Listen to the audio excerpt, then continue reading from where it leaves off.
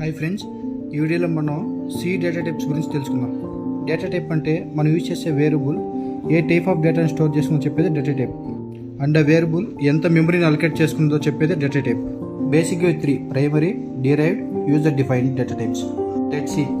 ప్రైమరీలో int, ఇది integer వాల్యూస్ని store చేసుకుంటుంది. And integer data type tells the 4 bytes allocate చేయమని చెప్తుంది సిస్టమ్కి, which means 32 bits.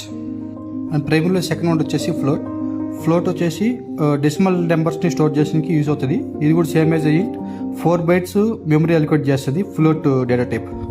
Character data type character వాల్యూస్ని స్టోర్ చేసుకుంటుంది. క్యారెక్టర్ని యాస్కీ వాల్యూస్ని స్టోర్ చేసుకుంటుంది.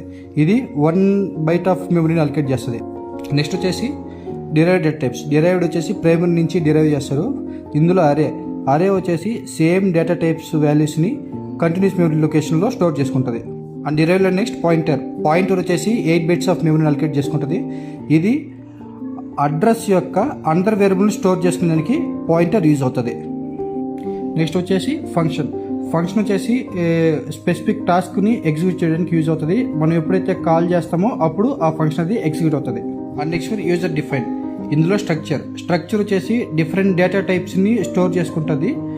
మెమరీ అలొకేషన్ వచ్చేసి addition of all data types.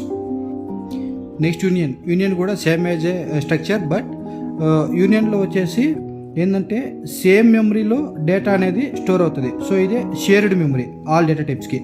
So user డిఫైన్లో ఈనం వచ్చేసి ప్రతి ఒక్క నేము ఒక ఇంటిజర్ కాన్స్టెంట్ని స్టోర్ చేసుకుంటుంది. సో ప్రతి ఒక్క నేమ్ ఒక ఇంటిజర్ని రిప్రజెంట్ చేస్తుంది.